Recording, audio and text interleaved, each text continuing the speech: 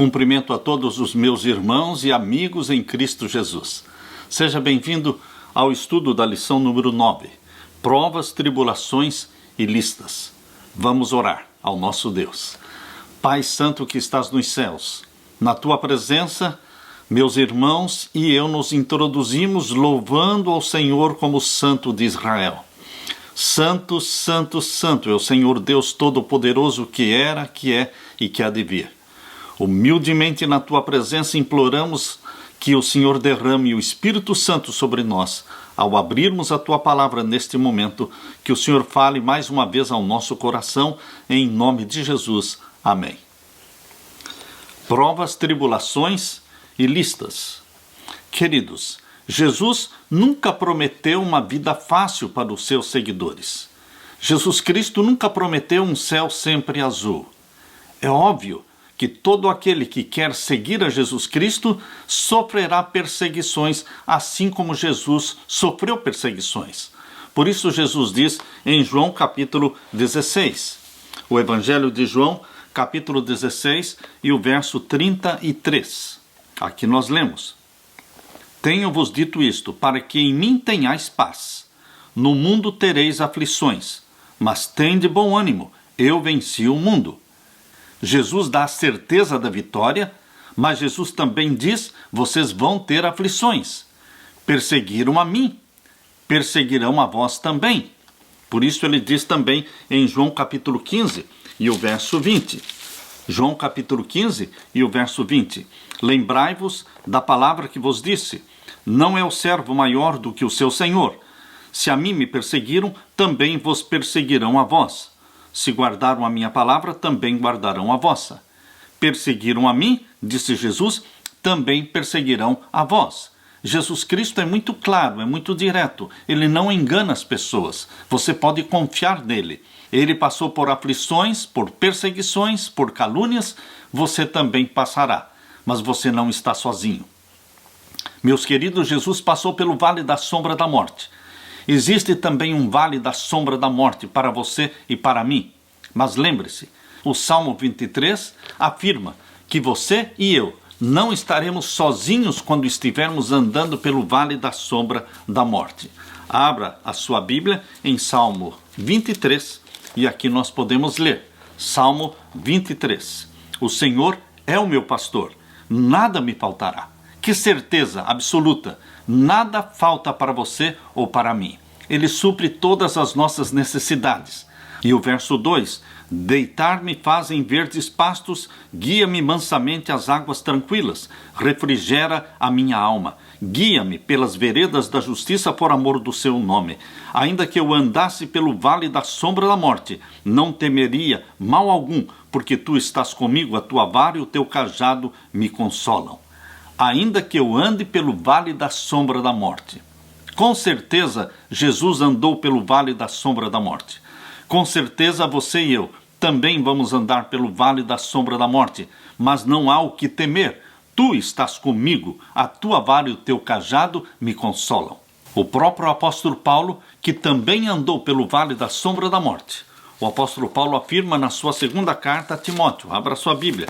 A segunda carta de Paulo a Timóteo, capítulo 3 e o verso 12. Segunda carta de Paulo a Timóteo, capítulo 3 e o verso 12. Aqui nós lemos: E também todos os que piamente querem viver em Cristo Jesus padecerão perseguições. Esta é uma certeza absoluta. Padecemos perseguições dentro da igreja e fora da igreja. Mas o Senhor é a nossa luz, o Senhor é a nossa rocha, o abrigo, a nossa proteção.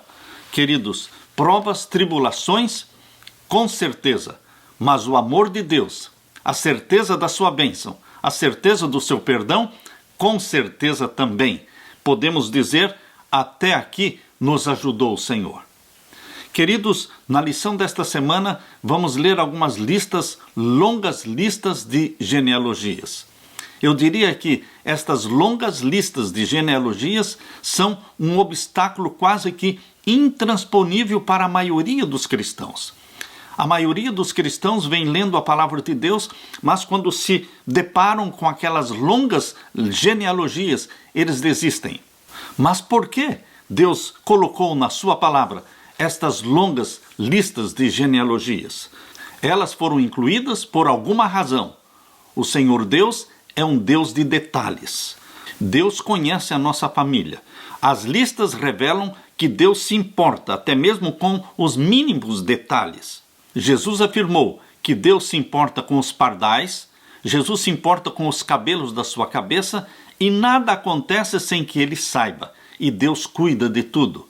Jesus afirmou em Lucas capítulo 12 e o verso 6, não se vendem 5 pardais por 2 moedinhas? Contudo, nenhum deles é esquecido por Deus. Até os cabelos da cabeça de vocês estão todos contados. Não tenham medo, vocês valem mais do que muitos pardais. Lucas 12, versos 6 e 7. O Deus que se importa com esses detalhes também se importa conosco e conhece tudo o que nos perturba. Portanto, queridos, nós podemos ter plena confiança nesse Deus. Na parte de domingo, o Deus da história. O Deus da história é o Deus dos detalhes. Abra sua Bíblia e vamos ler Esdras capítulo 1 e os versos 9 a 11.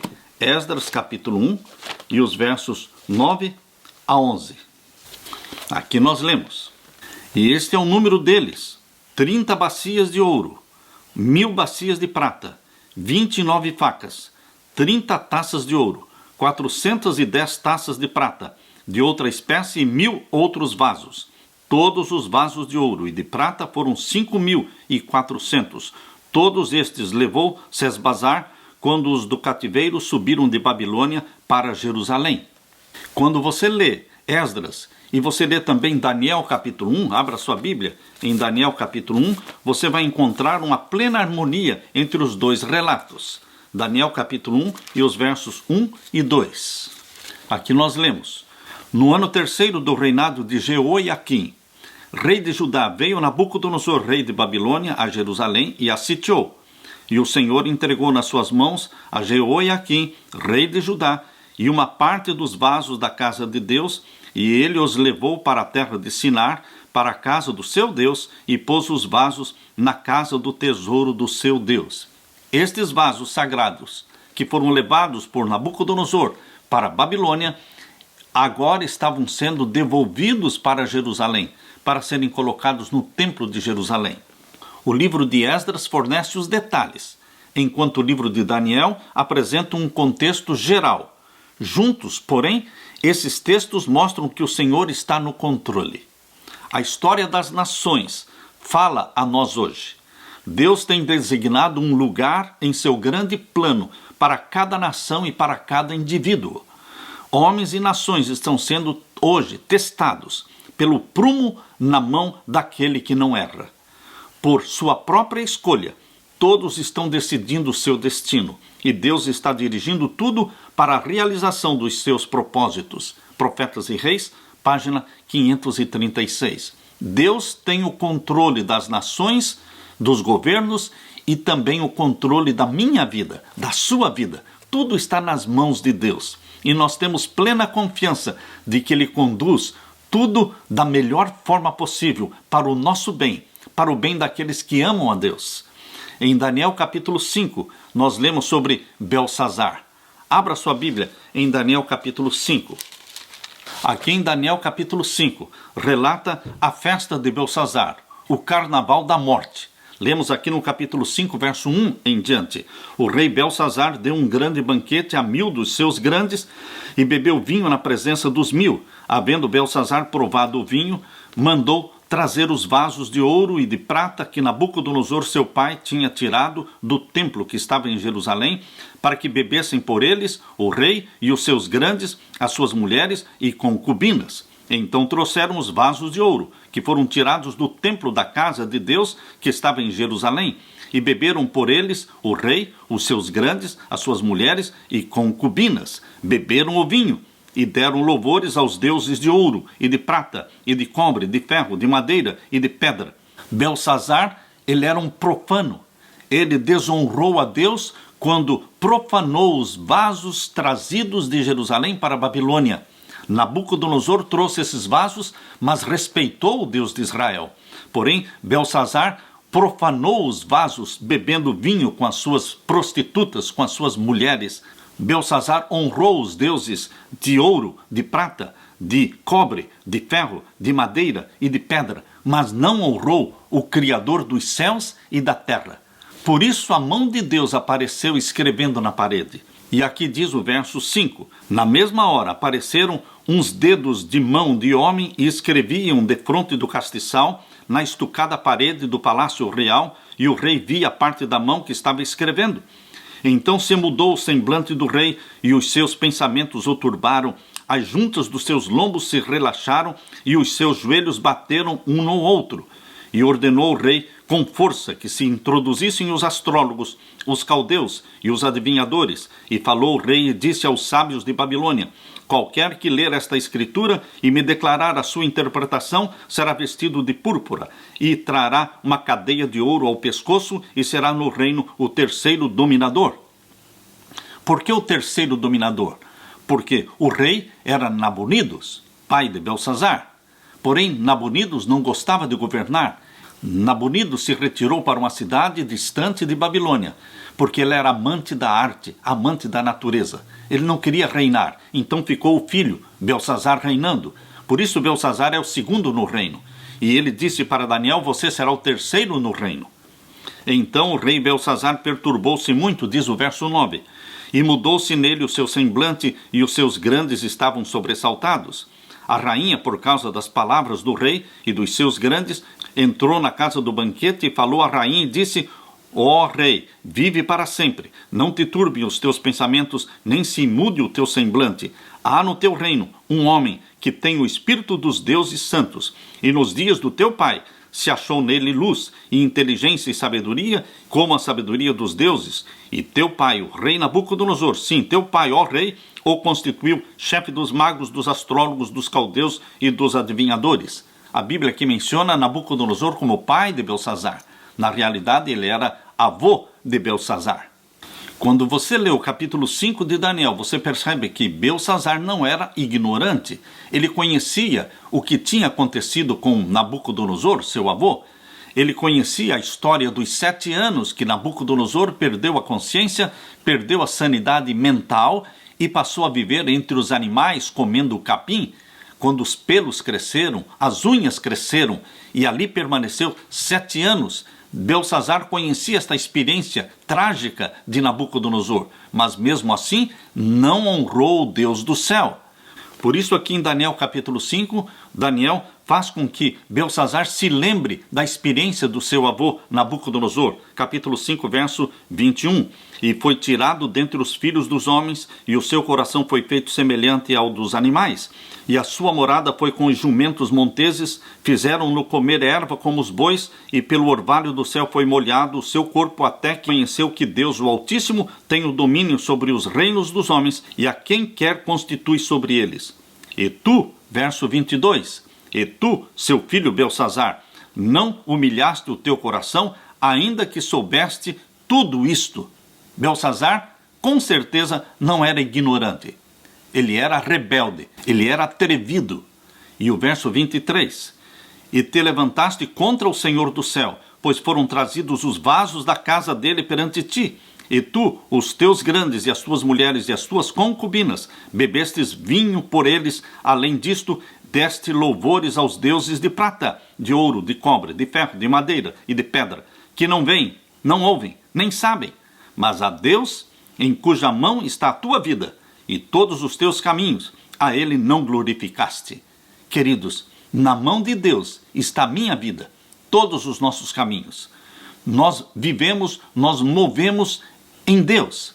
É Ele quem nos criou, é Ele quem nos sustenta. Cada pulsar do nosso coração, cada respiração nossa, nós dependemos de Deus. Deus é um Deus de detalhes. Nós não podemos misturar o santo com o profano. E foi exatamente o que Belsazar fez, usando os vasos sagrados para beber vinho com as suas concubinas. Por isso a mão de Deus se manifestou, escrevendo as frases na parede. Lemos agora no verso 24. Então dele foi enviada aquela parte da mão, e escreveu-se esta escritura. Esta, pois, é a escritura que se escreveu, Mene, Mene, Tekel, Ufarzim. Esta é a interpretação daquilo. Mene contou Deus o teu reino e o acabou. Tekel, pesado foste na balança e foste achado em falta. Pérez, dividido foi o teu reino e deu-se aos medos e aos persas. Então mandou Belsazar que vestisse a Daniel de púrpura e que lhe pusesse uma cadeia de ouro no pescoço e proclamassem a respeito dele que havia de ser o terceiro dominador do reino. Naquela mesma noite foi morto Belsazar, rei dos caldeus, e Dario o Medo ocupou o reino na idade de 62 anos. Queridos, com Deus não se brinca, de Deus não se zomba.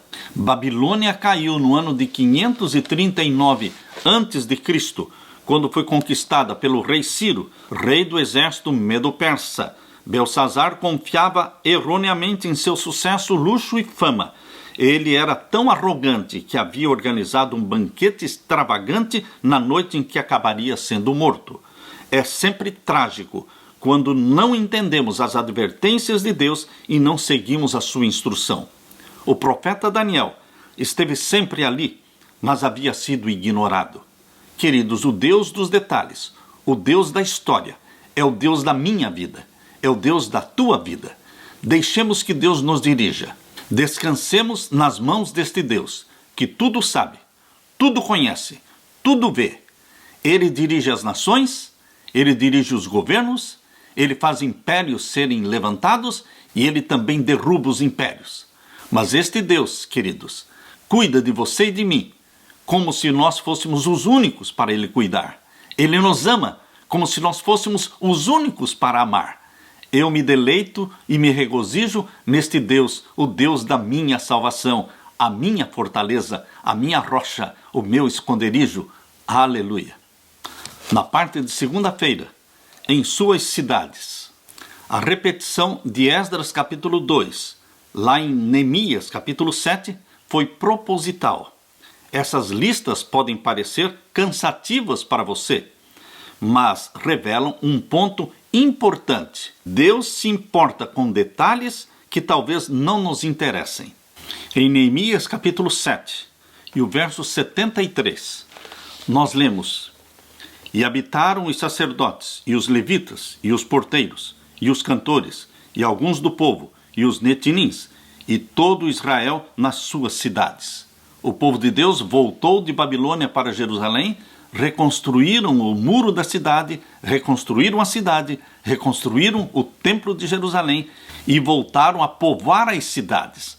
Cada um voltou para a sua terra de herança, mas muitos passaram a viver dentro de Jerusalém. Aquilo que parecia impossível, pelo poder de Deus, tornou-se possível. Eles foram liberados de Babilônia, eles retornaram e conseguiram reconstruir cidade, muros e templo. As profecias do Antigo Testamento revelam que Jerusalém precisava ser reconstruída. O Messias viria da linhagem de Judá. Judá e Benjamim foram as duas tribos que não desapareceram. Judá e Benjamim são as tribos que retornaram de Babilônia, reconstruíram a cidade, porque o Messias viria desta linhagem de Judá. Queridos, no passado e no presente, Deus tem especial interesse pelo seu povo. Nós somos chamados por Deus para sermos agentes dele. Deus age, Deus faz as coisas através de você, através do seu povo na terra. Ele planejou que fosse assim. O coração de Deus jamais anelou por seus filhos terrestres com amor mais profundo e misericordiosa ternura do que agora, em nossos dias. Nunca houve um tempo em que Deus estivesse pronto e esperando para fazer mais por seu povo do que agora. A vida continua sendo difícil, como foi no passado, também é difícil hoje. É verdade que virão desapontamentos, sim. Temos que esperar tribulações, sim. Mas precisamos confiar a Deus todas as coisas, grandes e pequenas. Ele não fica perplexo pela multiplicidade das nossas tristezas, nem sobrecarregado demais pelo peso dos nossos fardos. O vigilante cuidado de Deus se estende por todos os lares e atinge cada indivíduo. Ele se interessa em todos os nossos negócios e em todos os nossos sofrimentos. Toma nota de toda lágrima que cai dos seus olhos. Comove-se ao sentir nossas enfermidades. Todas as aflições e todas as provas que nos sobrevêm aqui são permitidas, a fim de que Ele realize seus propósitos de amor para conosco, para sermos participantes da sua santidade, como diz em Hebreus, capítulo 12 e o verso 10. E assim, queridos, desfrutamos também a plenitude da felicidade que existe na sua presença. Meditação matinal, minha consagração hoje, página 292. Às vezes pensamos que nós estamos dirigindo as coisas, os seres humanos, mas estão atuando influências mais do que humanas. Existe o poder sobrenatural de Deus, acima de tudo, agindo. Os servos de Deus sabem que Ele, Deus, está agindo para neutralizar os planos de Satanás. Os que não conhecem a Deus não podem compreender os movimentos de Deus. Está girando roda dentro de roda. Aparentemente, a complicação do mecanismo é tão grande que o ser humano pode ver apenas um completo emaranhado. Mas a mão divina, vista pelo profeta Ezequiel, lá no capítulo 1 de Ezequiel, está colocada sobre as rodas, e todas as partes se movem em completa harmonia, cada uma fazendo o seu trabalho específico, mas com liberdade de ação individual. Queridos, Deus tem o controle de todos os movimentos que ocorrem nos países, nos governos e também na igreja. Como uma criança amorosa põe a mão na mão do seu pai e anda completamente segura, confiada neste pai, nas trevas como na luz, esta criança confia no seu pai. Assim, os filhos e as filhas de Deus devem andar com Jesus Cristo através da alegria e da tristeza. Quando se torna hábito de vida conversar com Deus,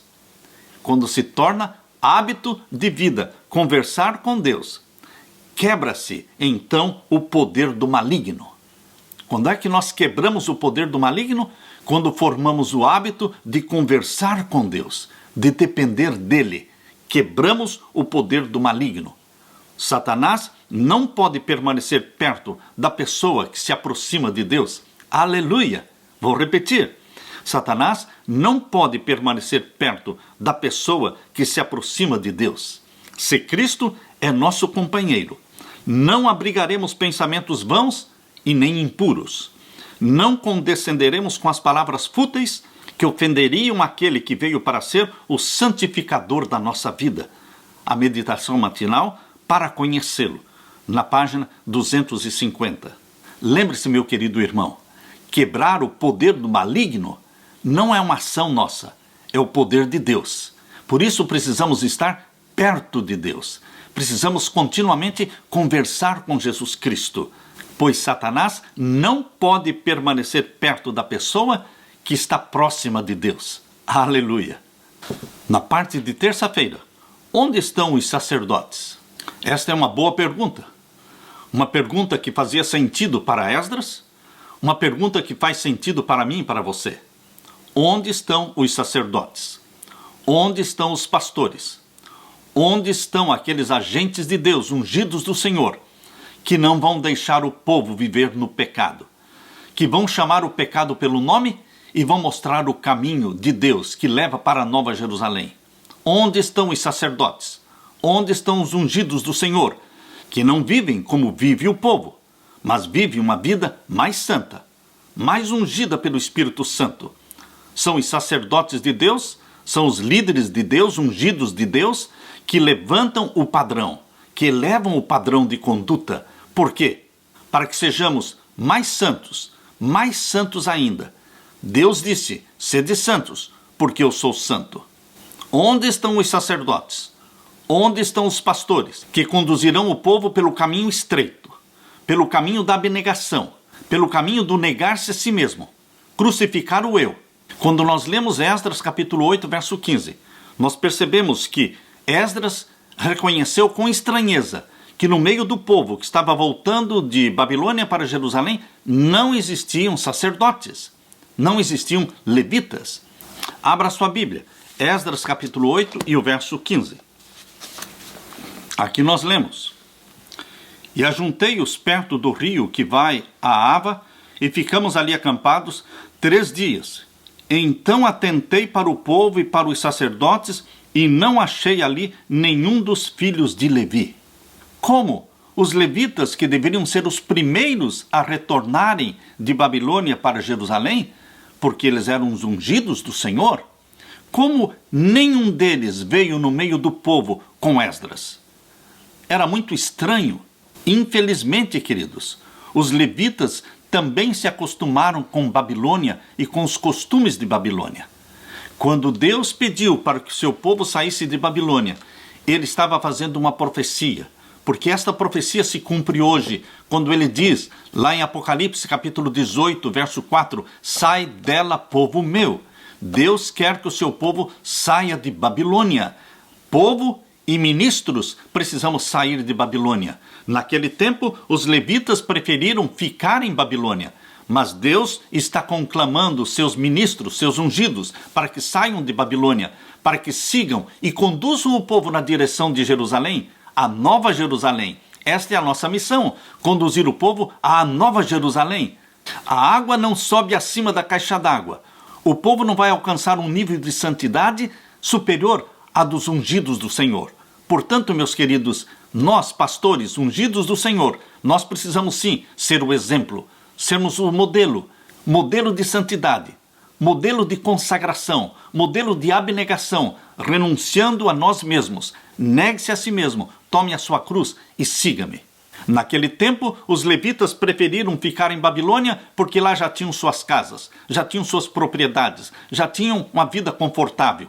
Mas, queridos, hoje também nós podemos estar correndo o risco de, como ungidos do Senhor, termos nossas casas, nossas terras, nossas propriedades, nosso luxo, mas não é para isso que Deus nos chamou. Vamos conduzir o povo pelo caminho estreito. Vamos conduzir o povo rumo à Nova Jerusalém. Esdras tinha esperado que um grande número de judeus regressasse para Jerusalém, mas ficou decepcionado ao ver que era pequena a quantidade dos que responderam ao chamado. Muitos que haviam adquirido casas e terras não queriam abrir mão dessas posses. Amavam a tranquilidade, amavam o conforto e sentiam-se satisfeitos em permanecer em Babilônia. Seu exemplo influenciou de forma negativa os que de outra forma teriam se unido àqueles que estavam avançando pela fé. Ao olhar para aquele grupo reunido, Esdras ficou surpreso por não ver entre eles nenhum dos filhos de Levi. Onde estavam os membros da tribo que tinha sido separada para o sagrado serviço do templo? Os levitas deviam ter sido os primeiros a responder ao chamado. Queridos, nesta advertência, nesta experiência trágica dos dias de Esdras, tem uma lição para nós hoje. Nós, como ministros de Deus, também não podemos nos conformar com este mundo. Não podemos nos conformar com o luxo, com o conforto. Nós temos uma missão: preparar o povo para os dias finais da história desta terra. Conduzir o povo à santificação, à semelhança com Jesus Cristo, à abnegação, à renúncia de si mesmos. É por muita tribulação que entramos no reino do céu. Para partilharmos com Cristo da sua glória, precisamos participar dos sofrimentos de Jesus Cristo aqui na terra. A linguagem do coração não será de murmuração egoísta e descontentamento. Como é a nossa estrada rumo ao céu? É uma estrada que oferece todas as convidativas comodidades? Não. A estrada para o céu é uma vereda estreita e aparentemente incômoda. É uma vereda de conflito, de prova, de tribulação, de sofrimento. Nosso comandante, Jesus Cristo, não nos ocultou coisa alguma a respeito das batalhas que temos de travar. No mundo tereis aflições. João 16, 33. O apóstolo repete as palavras de Cristo: por muitas tribulações nos importa entrar no reino de Deus. Atos 14, verso 22. Solitária e penosa seria nossa peregrinação se não fosse Jesus. É a companhia, é a presença e a amizade de Jesus que torna a nossa jornada para o céu agradável. Porque sem Jesus, a nossa jornada para o céu seria solitária e penosa. Jesus disse: não vos deixarei órfãos. E ele não nos deixa órfãos. João capítulo 14 e o verso 18. Juntemos, pois, queridos, todas as promessas registradas na palavra. Devemos repetir estas promessas dia a dia. Nelas deveremos meditar na calada da noite e sejamos felizes em nossa caminhada para o céu. Aleluia! Na parte de quarta-feira, humilhados diante de Deus. Humilhados, mas não desamparados. Humilhados, mas não desanimados. Humilhados, mas não derrotados. Queridos, a história se repete.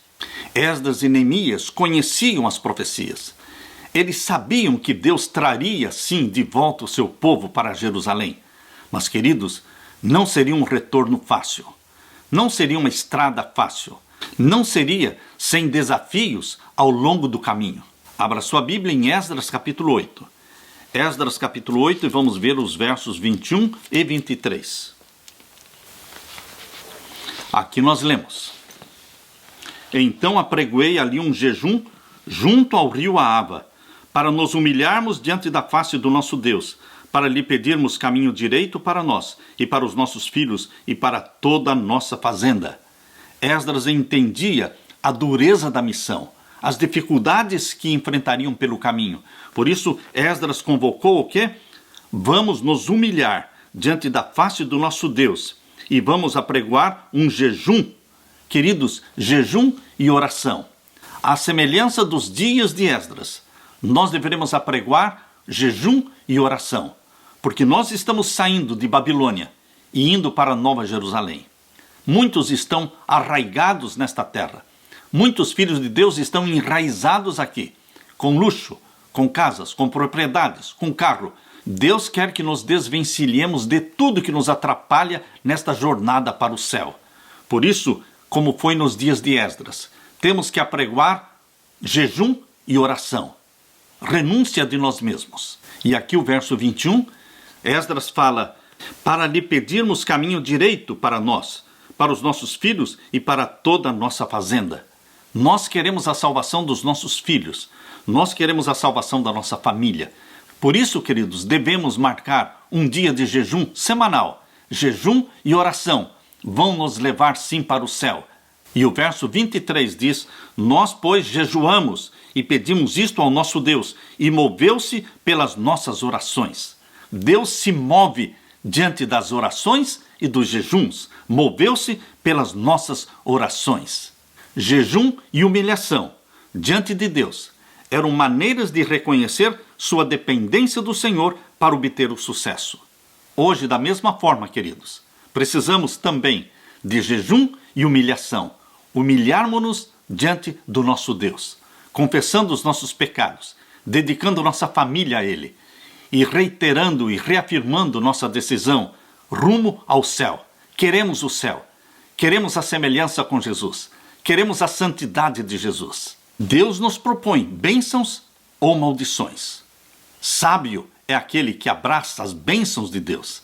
Em Deuteronômio capítulo 30, versos 1 em diante diz assim: e será que, sobrevindo-te todas estas coisas, a bênção ou a maldição que tenho posto diante de ti, e te recordares delas entre todas as nações para onde te lançar o Senhor teu Deus, e te converteres ao Senhor teu Deus e deres ouvido à sua voz conforme a tudo que eu te ordeno hoje, tu e teus filhos, com todo o teu coração e com toda a tua alma, então o Senhor teu Deus te fará voltar do teu cativeiro, e se apiedará de ti e tornará a juntar-te dentre todas as nações entre as quais te espalhou o Senhor Deus. Ainda que os teus desterrados estejam para a extremidade do céu, desde ali te ajuntará o Senhor teu Deus e te tomará dali. E o Senhor teu Deus te trará à terra que teus pais possuíram, e a possuirás, e te fará bem, e te multiplicará mais do que a teus pais. E o Senhor teu Deus circundará o teu coração e o coração da tua semente, para amares ao Senhor teu Deus com todo o coração e com toda a tua alma, para que vivas. Nossa decisão, queridos, é nos colocarmos nas mãos de Deus. e entregarmos nossa vontade ao Senhor, nosso coração a Ele.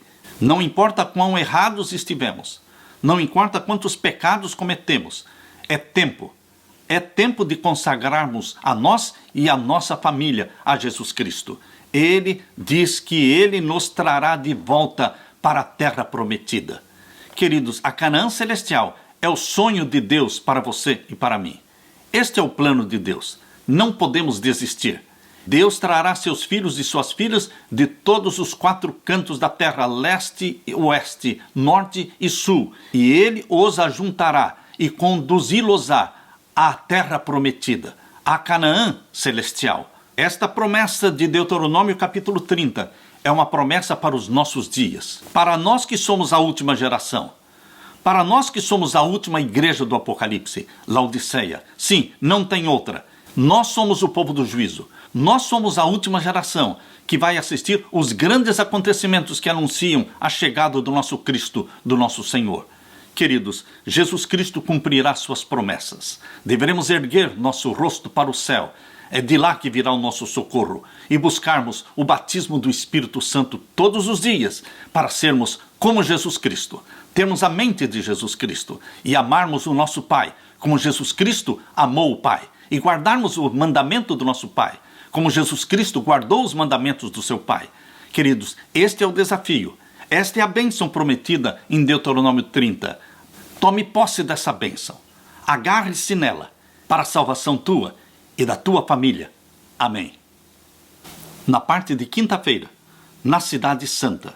Queridos, é estranho quando lemos Neemias capítulo 11 e percebemos que a maioria não queria viver na Cidade Santa. Estava sendo difícil encontrar pessoas que quisessem viver dentro da Cidade Santa. A maioria estava pensando em si mesmo. Aqui nós lemos em Neemias capítulo 11 e o verso 1. E os príncipes do povo habitaram em Jerusalém, mas o resto do povo lançou sortes para tirar 1 de 10, que habitasse na santa cidade de Jerusalém e as 9 partes nas outras cidades. E o povo bendisse a todos os homens que voluntariamente se ofereciam para habitar em Jerusalém.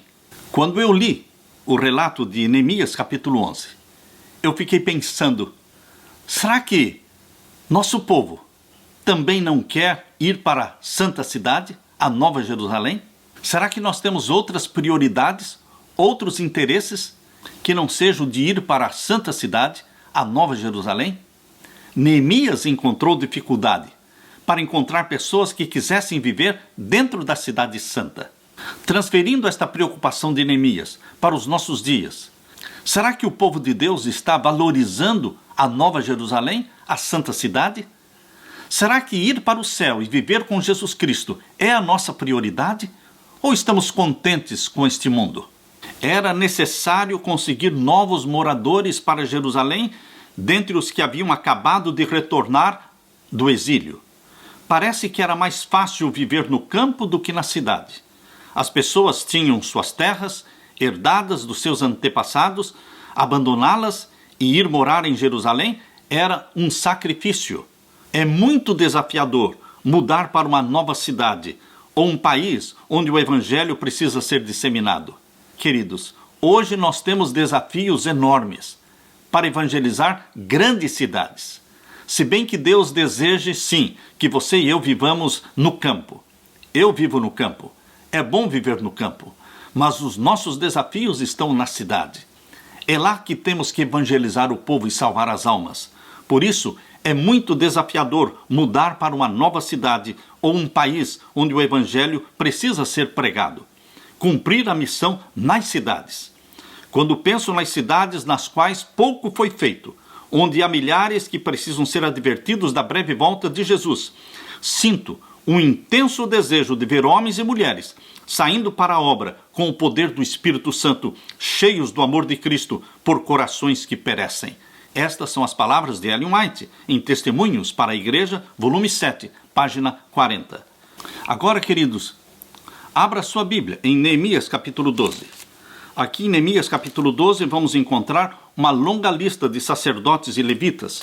Por que esta lista de sacerdotes e levitas é importante? Porque o povo é o rebanho, e o rebanho precisa de pastor. Os levitas e sacerdotes eram os pastores. O povo não pode ficar sem seus pastores.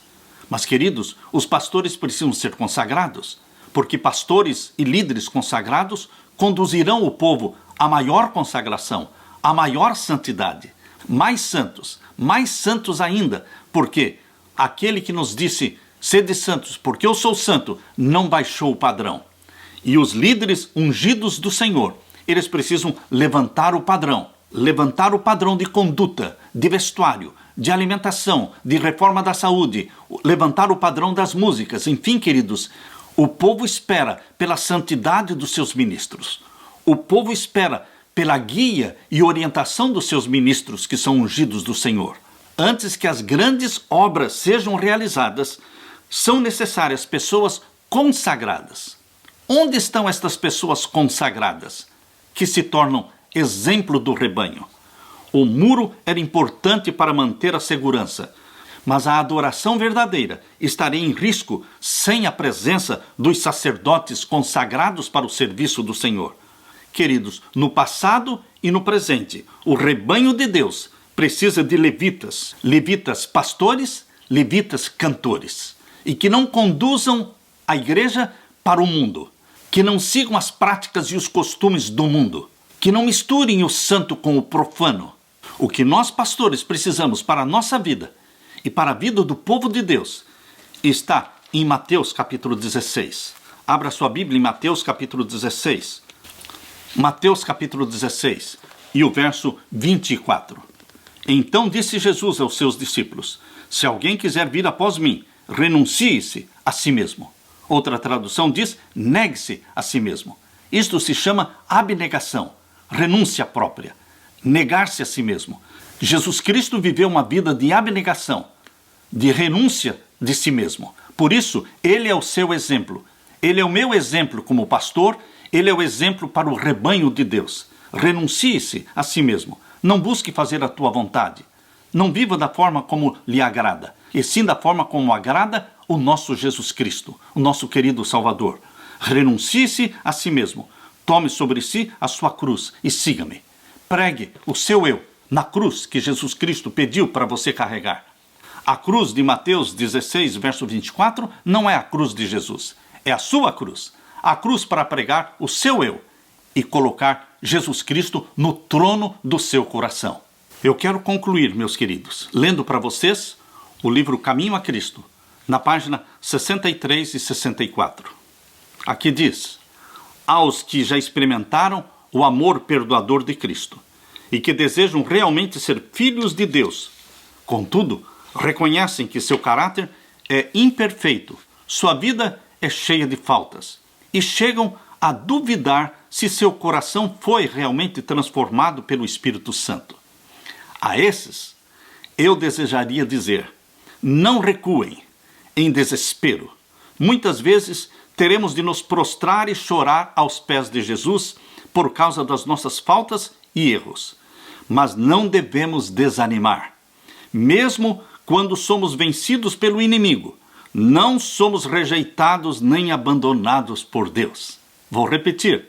Mesmo quando somos vencidos pelo inimigo, mesmo quando você peca, você não é rejeitado e abandonado por Deus. Cristo está à direita do Pai, fazendo intercessão por nós. Diz o amado João: escrevo isto a vocês para que não cometam pecado. Porém, se alguém pecar, temos Jesus Cristo, que não tem nenhum pecado. Ele nos defende diante do Pai. E não esqueçam as palavras de Cristo: Ele, o Pai, os ama. Ele deseja atraí-los de novo para si e ver refletidas em vocês sua pureza, sua santidade. Orem com mais fervor, creiam mais plenamente.